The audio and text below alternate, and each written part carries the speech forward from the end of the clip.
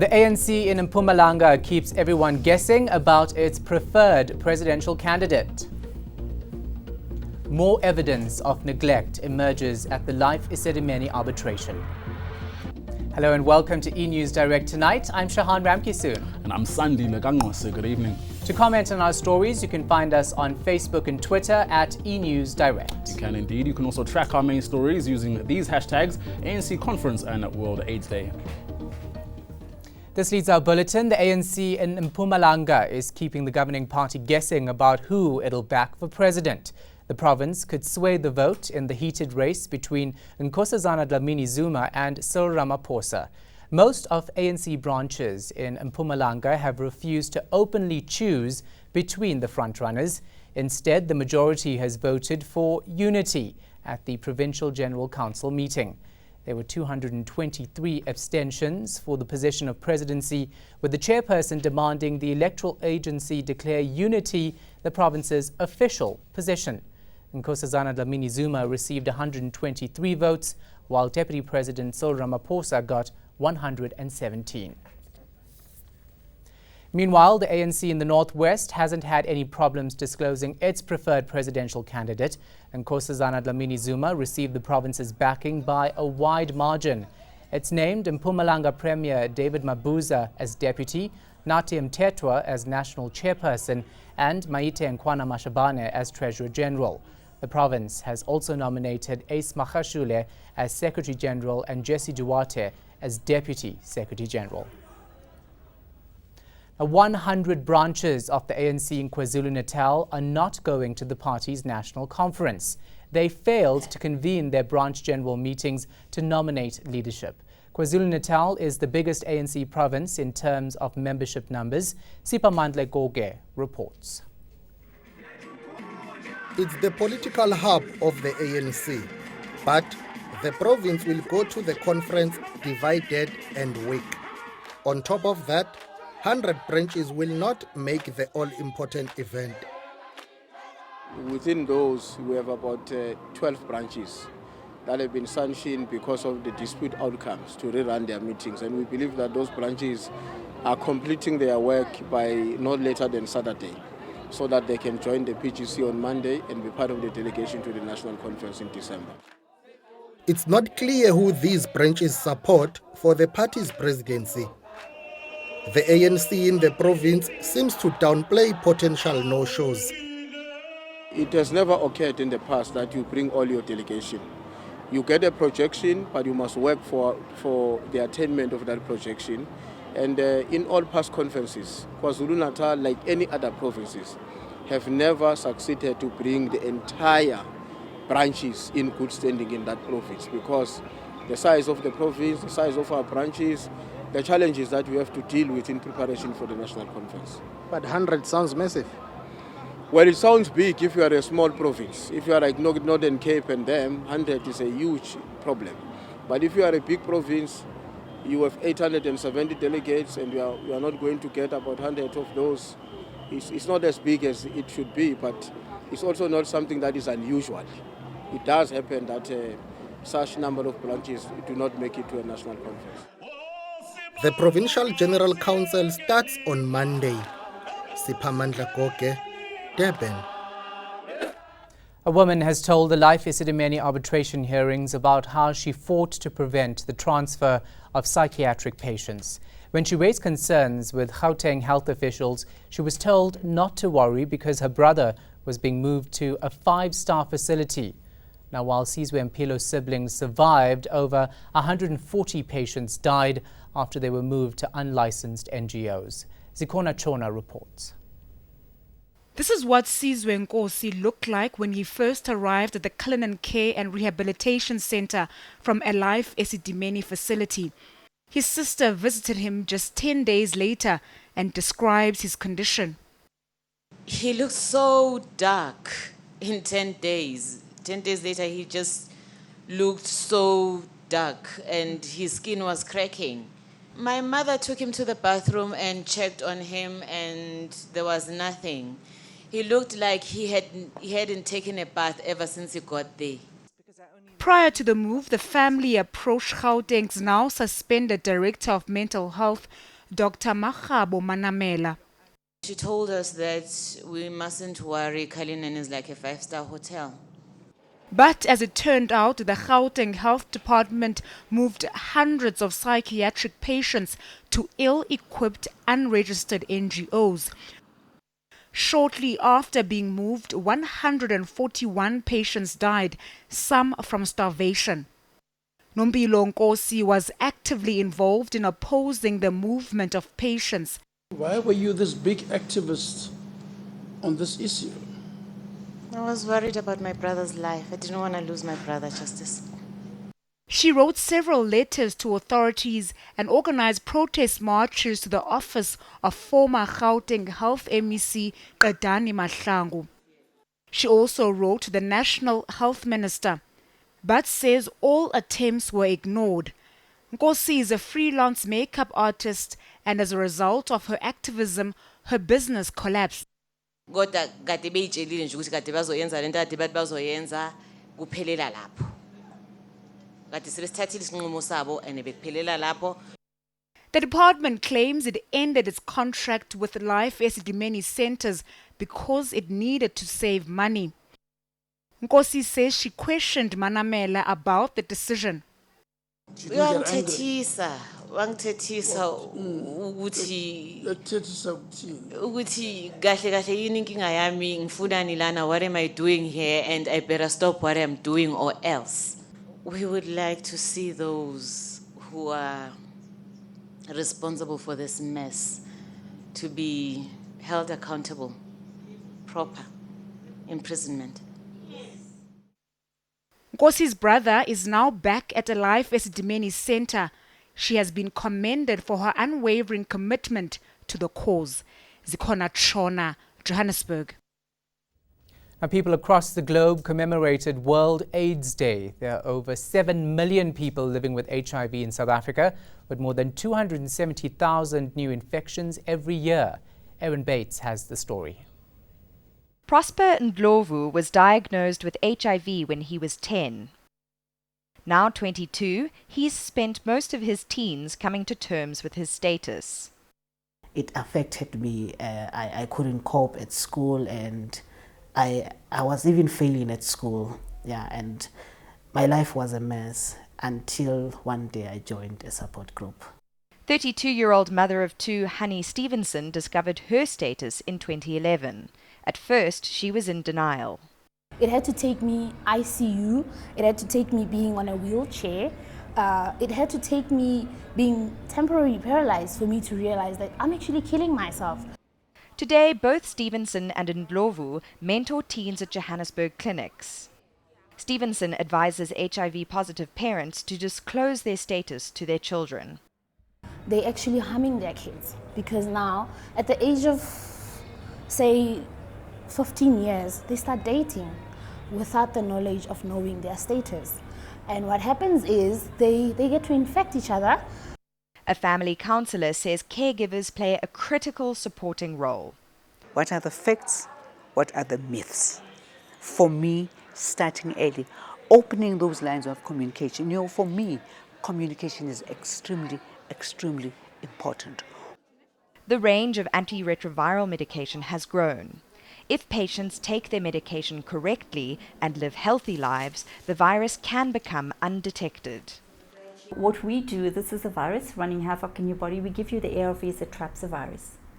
And if it traps a virus, means you have absolutely no virus running havoc in your body anymore. It's there but completely trapped. So you have no virus to run havoc in your own body, and you have no virus to give to anyone else. For those living with the virus, it's critical to develop a positive outlook. I looked at those 3 letters, HIV, then I thought to myself that I can change these letters. So I came out with a new name, which is Human Impact to Victory. It means that whatever impact that you do as human beings, it makes us to be victorious over the virus. Erin Bates, Johannesburg. Former ANC MP Makhosi Khoza is hosting a 2-day founding conference to launch her new political party. In September, she resigned from the ANC, saying the governing party had lost its way. KwaZulu has also openly criticized President Jacob Zuma's leadership and has asked him to step down. The party's name is yet to be announced. The conference aims to adopt the new party's identity and guiding principles. KwaZulu says it's time to face the country's problems head-on so that solutions can be found. You are here as servants of the people. You are here, comrades, because you want change in this magnificent country that has been under a cloud of shame, shattered dreams and aspirations, and uncertain future. Comrades, we need to reflect honestly and truthfully about challenges confronting our country in order to come up with a correct solution.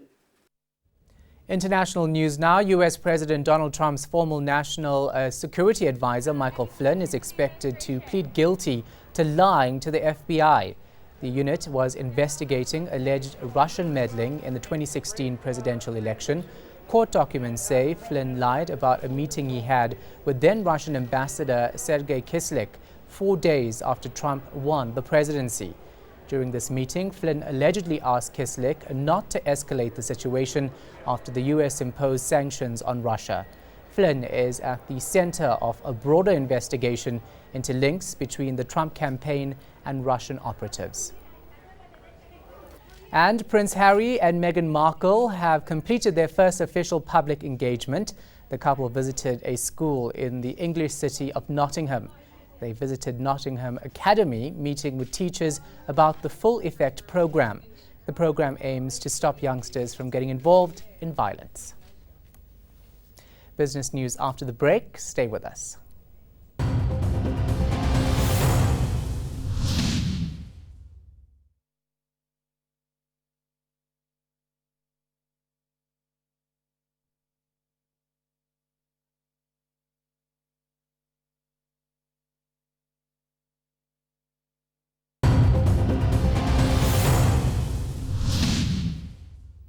Welcome back. Some residents of the troubled Gleeblands hostel in Umlazi say they're hopeful after a satellite police station was launched.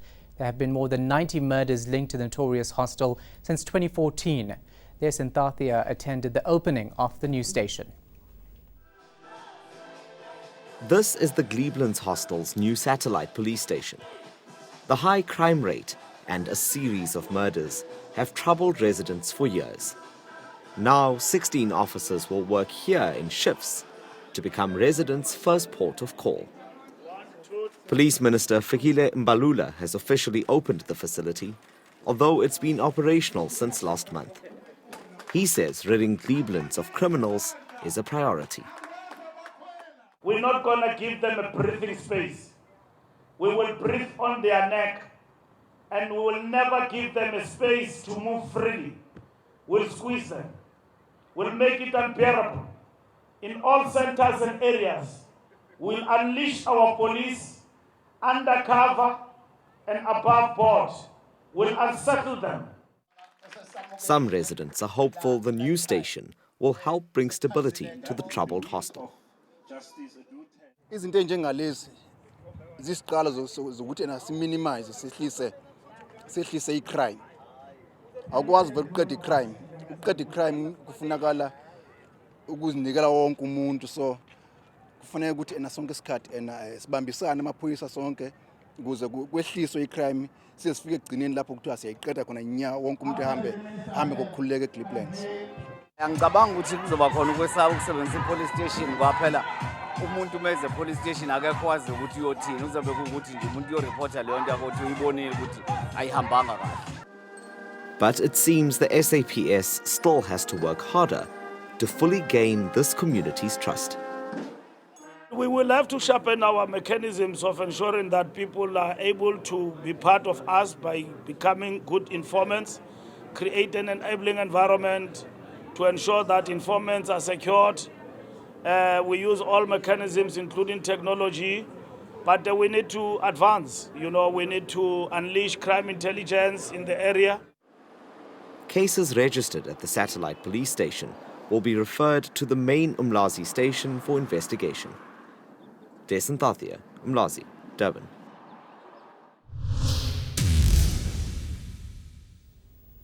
Business news now. The Economic Development Department has finalized its proposal to amend the Competition Act. The changes will enhance the powers of competition authorities if implemented. The department says the amendments are necessary to address anti-competitive conduct. Government today released a package of changes to the Competition Act that is going to deal comprehensively with economic concentration, with transformation, and with abuse of dominance in the economy. We need to get the growth rate up, and we need to make growth more inclusive so that young people who want to come into the economy find opportunity.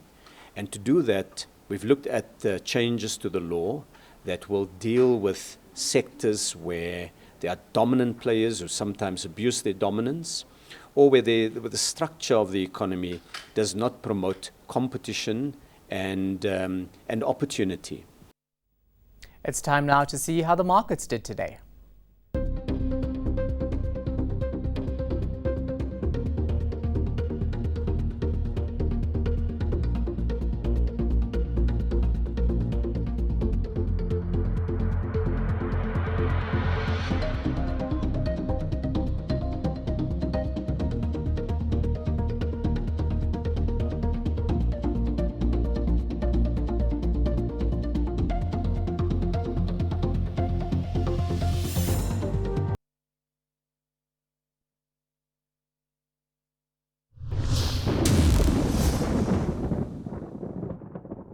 Welcome to the Weather Centre, everyone.